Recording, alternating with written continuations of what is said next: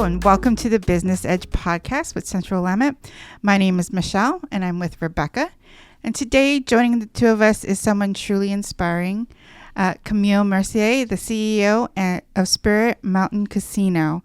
She's the first woman to lead the organization since its opening in 1995. With deep roots in the Grand Ronde tribe and a sharp business acumen shaped by years of experience, Camille brings a unique blend of culture, integrity, and strategic vision to the table. Thank you so much for taking the time to speak with us, Camille. Thanks for inviting me. Let's just start at the beginning. Can you tell us a little about yourself and your career path that led you up to your current role? I'm an enrolled member of the Confederated Tribes of Grand Ronde, and our grandmother was pivotal. I don't know if you guys saw her statue in front of the building. I did. And she was pivotal in restoring the tribe. And I think as a young person, a young female person, having that kind of role model was important growing up.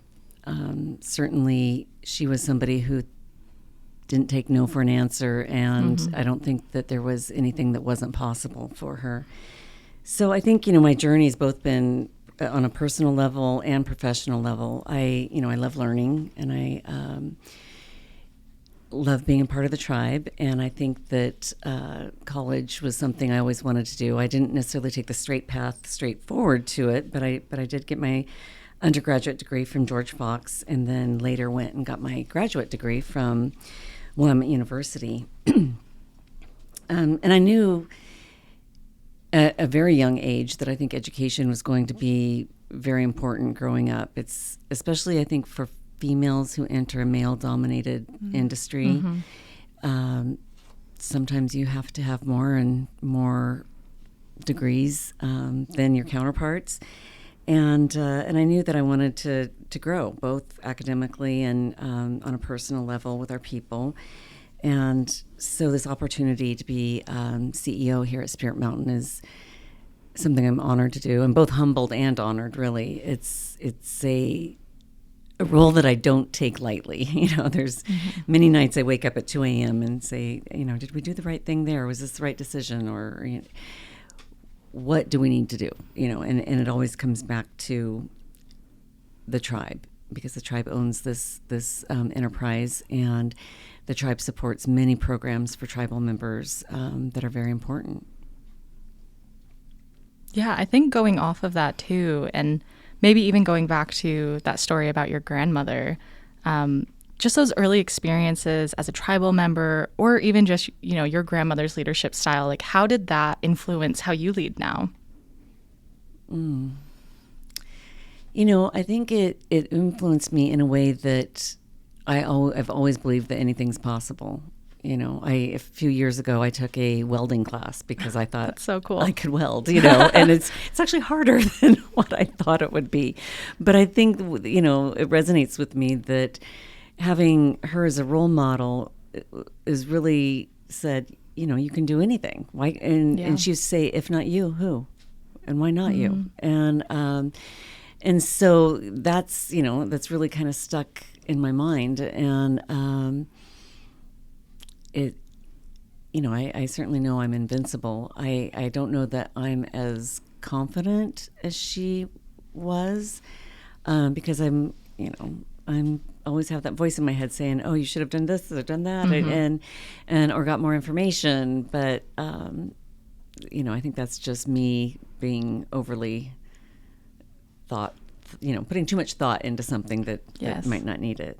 If not you, then who? I love that. Yeah, I remember her saying that several times. And, and growing up, it's easy to have self-doubt. And she'd say, well, if not you, then who? And why not? What a great message. Yeah, and I still hear it in my mind. It's something I've kept with me. Yeah, I love that. Why not? Why not you? Yes. You kind of touched upon it, being the first female CEO of Spirit Mountain Casino. What kind of challenges have you faced being a female, and how do you normally address them? Again, maybe it's me thinking that I can learn to do anything, or overcome obstacles. So, you know, I generally go into things thinking, oh, you know, we can figure this out. What I didn't expect is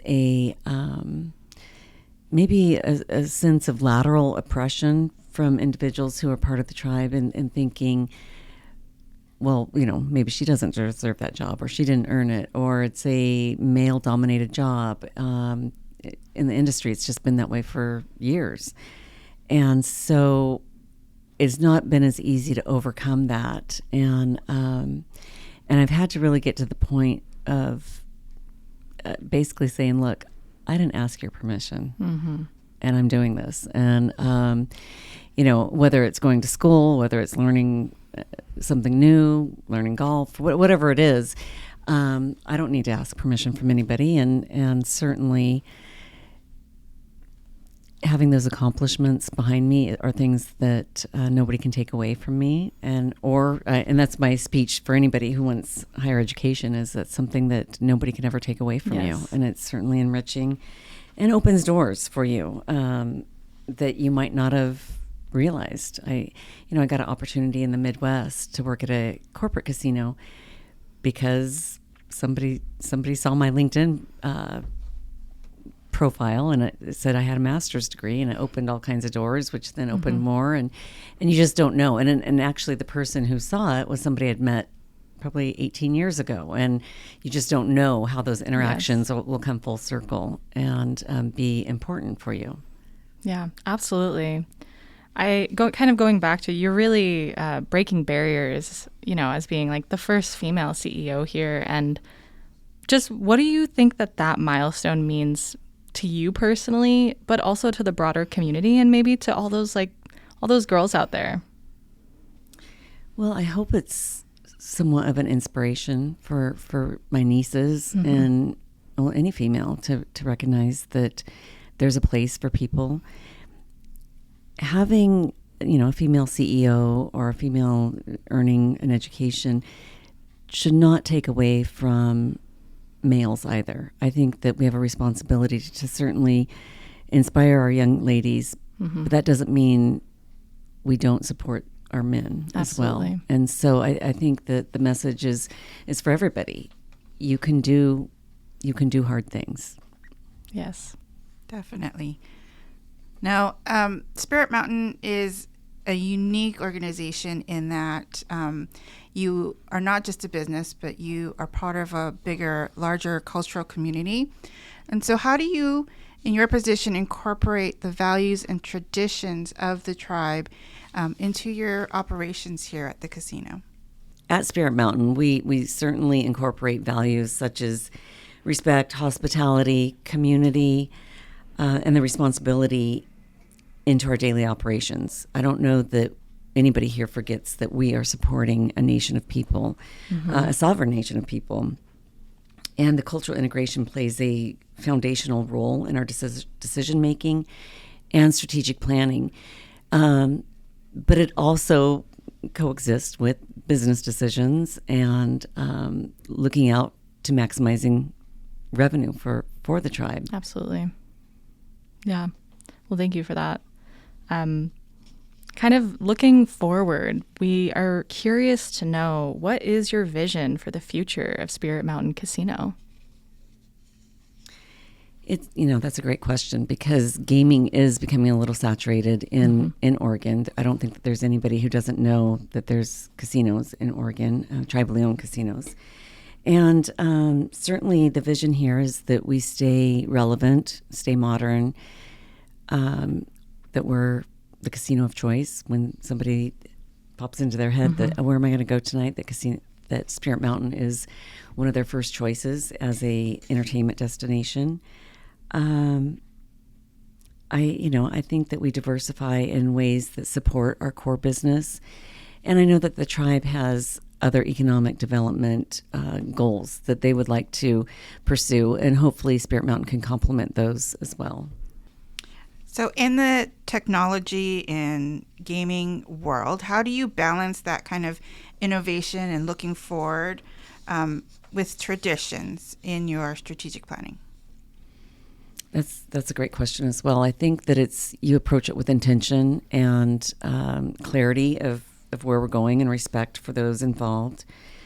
We have to really anchor what we do at Spirit Mountain in the mission for the tribe and also the mission for the casino, and ensure that innovation is really there to strengthen Spirit Mountain as a business, and that we're not lacking in technology, and that we're embracing change. I know change is hard for some people. It's hard for me at times, but we really have to be on top of embracing the trends, embracing new technology, embracing what our guests want. Yeah, absolutely. And I think even just walking through the casino, as we were pointing out to you, it's really clear that that you are investing kind of in those trends. You have some really great performers coming, and those food options, and just in general, kind of the modern feel that you see here. So that's definitely something that is seen. I think moving on, we're interested to know what recent initiatives have been started to improve the guest experience at Spirit Mountain Casino, and how do you measure that? It's measured in many different ways, and I think the first and foremost is where people spend their money. And if they spend their money here, not a lot of people come here with more money than they came with, or leave here with more money than they came with. So we have to make sure that we're differentiating in the fact that people come here and have a great experience. Of course, we want to have the best slot machines, the best layout, the newest machines and games. But we also want to make sure that it's an experience for our guests. They come here and they can have a choice of where they want to eat. They feel comfortable doing so, that we have employees who are anticipating what their needs are and meeting those. I think guest service is a priority for what we do. I think we recently updated our Players Club. We, for whatever reason, didn't keep up with what was happening for guest loyalty. And so a couple of years ago, we really disassembled our Players Club and drove it, from the ground up, and said, what do we need to have for our Players Club? Because the Players Club that we had, probably 50% of our play being carded play, meaning guests have a card, and that card means that they're loyal here, and the more you play, the more you earn, the more you get. And it was evident that people didn't sign up for the loyalty club because there was nothing for it. There was nothing that enticed them. There was no rewards that intrigued them, and it was antiquated. So we redid the Players Club, and so now you are truly rewarded for your play here. If you come to Spirit Mountain, we want you to come back, and we're going to reward you for coming here to begin with. And that's through points, free play, discounts in the hotel or comped rooms. Saturday, we're giving out about 500 free cruises to players who've earned a free cruise. That's always really exciting. Oh my gosh. Yeah. So, and that's I'll be here. Yeah, that's probably one of our popular things. You do need to be a diamond player, I believe. No. Yeah. But, we'll do it again so you have time. Thank you so much. Of course, our food and beverage is important as well. We want to make sure that we have a diversity in what we offer, the hours that we're open. What we are not, interestingly enough, and this is with intention, is we're not necessarily family friendly. And it really goes back to our core business, being an adult gaming facility. That does not mean that we don't allow kids here, but we do have a curfew, and we're not attracting people under 21 here to hang out. It shouldn't necessarily be a hangout place for anybody under 21. But we do, we're family friendly if you decide to bring your family with you. But that's not our target market, and I don't want anybody to confuse that we're out targeting 17, 18-year-olds to come here to play. That's not who we are, and it's certainly not who the tribe is. Let's talk about your employees for a minute. What kind of initiatives have been successful with, building loyalty with your employees and reducing any kind of turnover, fostering a positive work environment and making them want to stay? Well, I think employee engagement is paramount. We have activities such as the picnic and winter celebration and Spirit Ambassador of the Month and ways to reward employees and recognize employees. And I tend to think that it goes a little bit deeper than that, and it's everything from orientation. How are we welcoming our new employees here? How are we helping them succeed after they've been here? Training, continual guest service training is important to keep things fresh.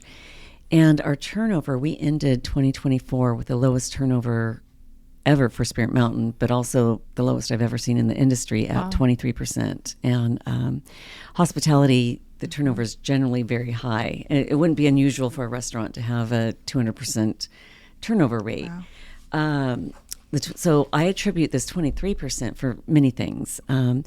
We've worked really hard on communication, on allowing employees to come and they can meet with me. I have what I call coffee chats, usually about 3 a year, and they can come and visit with me and ask questions about what's happening or get information on what's happening in the business.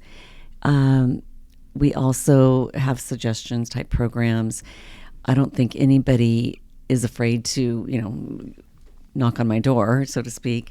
We also started including more employee-based committees.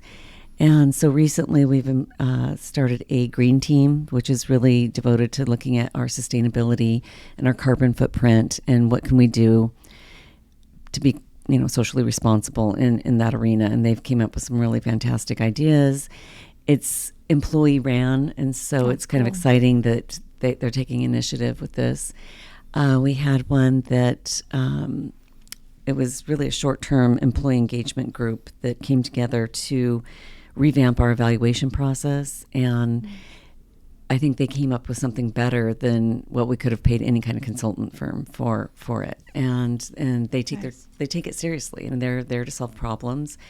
We recently are introduced the Lean Six Sigma training to a lot of our leaders in the spirit of continuous improvement. I think that Spirit Mountain has done a really good job over the years finding efficiencies and doing things the right way, so to speak. But I think that there's always room for continuous improvement.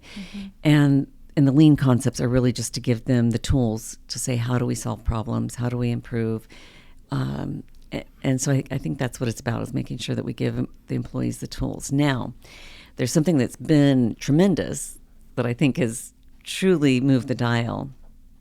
And that is, we used to give different kind of incentives for perfect attendance. And at one point in time, we tracked your attendance. And, if you had one unscheduled absence, you can schedule whatever absences you want. But if you had one unscheduled absence, you got to stay in what we call the A pool. If you had one more, then you moved from the A pool down to the B pool. Another unscheduled absence moved you to the C pool, and then you're out. And I think there was right around maybe $200 per employee. So all the money, everybody was in Group A to begin with, and then as people drop out, they left $20 or maybe $40 of their $200 in that Group A, and then they went to Group B. As they got out of Group B, they left their money, and the rest of the money was in Group C. So wherever you stood at the end of the year, everybody got to divide what was left in the pot up. And, and it was great, but guess what? When that starts in January, and somebody has an unexpected absence in February, they kind of just say, oh well, why bother? Because I have the rest of the year, and I'm already into the C group, and so there's not a lot of motivation there. We then did, and I'm talking over like a 30-year period. So we then did 90-day perfect attendance awards. And if you had perfect attendance in 90 days, I don't remember what the cash value was, but you got the cash value, and you got one absence infraction removed from your calendar. It was a lot. It was a lot of tracking. It was a lot of getting the forms to HR. It was antiquated. It wasn't computerized with anything. It was a lot of time. And then what I heard most was, people who were going to be absent were going to be absent. It didn't move the dial, so to speak. And so these people who were here, they got the benefit, but did it really change and modify behavior? We really needed employees to be at work. And so I look back on it now and I think, gosh, why didn't we do this before? We implemented a program. And before this, we implemented about 2 years ago. And before this, I used to hear just so many complaints and from, supervisors, I can't schedule appropriately because I've got to count on 10 absences today, 10 people not showing up. So I've got to overschedule, and then everybody shows up. I've got to send people home. And then, of course, the employees saying I had to do a double shift because they didn't come into work, and resentment and anger and burnout. And so about 2 years ago, we implemented a program which we called the Gas Plus program. And we made it short enough that if you happen to have an absence, because we all get sick here and there, kids get sick and unexpected things happen, you don't have to throw away the whole year. So it's a 2-week window. And if you have perfect attendance in that 2 weeks, we will give you a gas voucher for the gas station over here for $100. Wow. So I have never seen behavior modified so fast in my entire life. Who knew that, gas vouchers were going to change our work environment? We went from 23% of the workforce, actually closer to 24% of the workforce having perfect attendance, to now hovering right around 85 to 87% of the workforce having perfect attendance. I don't hear the complaints anymore. I don't have, supervisors saying, I can't get anybody to come to work. And, and you look back and you think, well, duh. It's short, it's a short time frame. Most people can say if they don't want to get up that day, they can say, I can do it because I only have 2 more days in this week and I'll get through the week. And it's been that carrot that's really moved the dial for us. And it's truly moved the dial. And I think that's attributed a lot to our turnover, our low turnover. Having employee engagement, that's, kind of table stakes. We should always have that. But something that is quick, on the spot, you don't have to wait a long time to get it, has really worked for us. And, it does have a big price tag, but certainly not the price tag it had when we were paying overtime for individuals to cover people, plus the other programs that we had that just didn't really work. It's been a game changer for the workforce here. That is such a great example, too, I think, of really just the testament of that continuous improvement and your willingness to kind of relook at things. Sometimes people kind of get stuck, right? You get stuck in that same, we've always done it this way. And so your willingness and kind of to finally get to that stickiness, I think could be a really great example for a lot of folks listening to this. I hope so. I know that it's meant a lot to people. Now, people like me who have an electric car, it didn't mean a lot to initially. But then, and we recognized that, so we called it Gas Plus, so you can use it now at any of our restaurants or our retail store. Oh, nice. Oh, wow. And if you don't want to get gas, you can use it over at the gas station. And we give our employees 30 cents off per gallon. Oh, wow. So that's a huge benefit. It is a great benefit, and it's something I think a lot of people value. Yeah, absolutely. How many employees do you have? We have right now about 925. And are a lot of them tribe members? We have less than 10% who are tribal members. And, I think we have a little over 80, maybe 82 tribal members who work here. And that's great. We've always kind of hovered right around there. We've gone over 100 before, but we also compete with the tribe who hires tribal members. And the tribe gets days off for the 4th of July. Their offices are closed. They're closed on weekends and holidays. So it's difficult to compete with the tribe at times because a lot of people want to go work there for day shift. And so they have a lot more tribal members who work at their offices. And I think that's great. If somebody can come here and gain the skills and go and be successful somewhere else, great. It's just, I wish they would stay here. Absolutely. Sure. Well, moving to something that we know is also very important to you, community engagement. How does Spirit Mountain Casino engage with the local community and support social causes? Well, we have, the tribe has the Spirit Mountain Community Fund, which is really the foundation arm, the nonprofit giving arm of the tribe and the casino.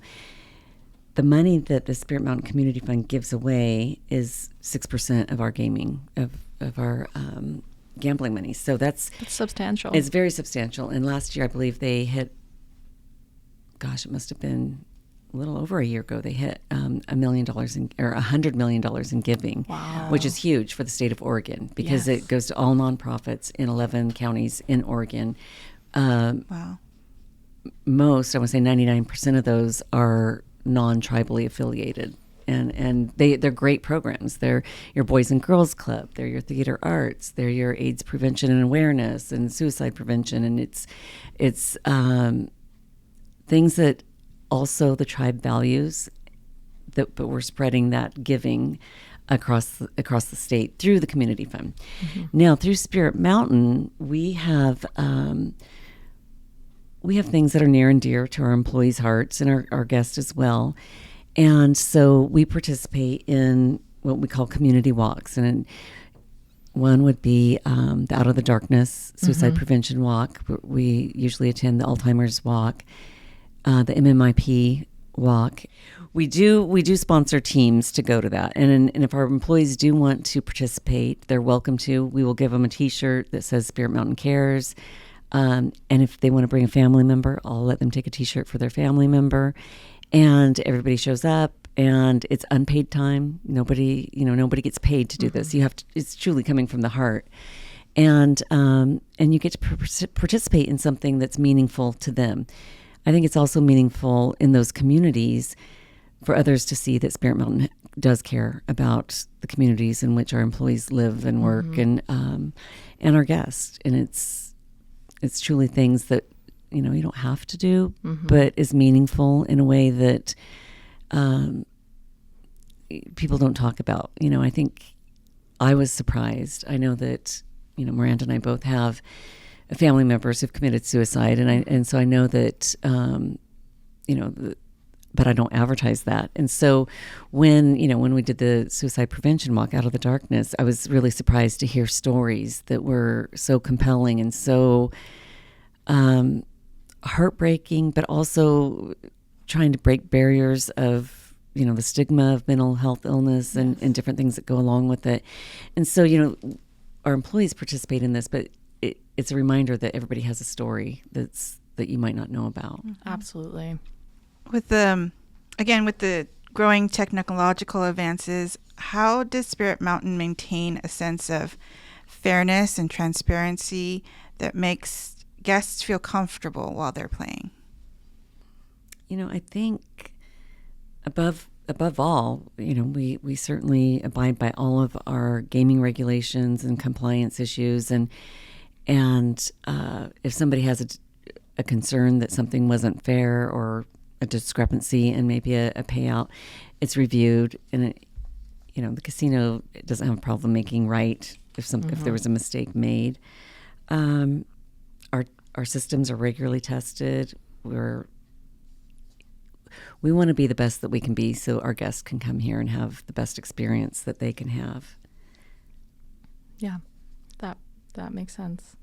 So moving on to our last section here, really targeting, small business owners. Based on your experience, what advice would you offer to small business owners looking to innovate and grow while staying true to their core values? I think I would recommend embracing innovation, embracing technology. There's a lot of things happening right now with artificial intelligence, and I think that especially for small business owners, the gaming, not casino gaming, excuse me, the business landscape is going to change. I think that small business owners, through technology, will be able to compete in arenas that perhaps they weren't able to in the past, because if you're doing something online, you don't know if the business that you're buying from is a big or small or what. And I think that there's a lot of things happening with artificial intelligence that will help small business owners springboard into arenas that maybe they hadn't thought of before. That's a great point. Yeah, and how would you advise businesses who are trying to balance staying profitable and growing their business with the sense of community and building on and employee well-being and making sure that you have both best of both worlds?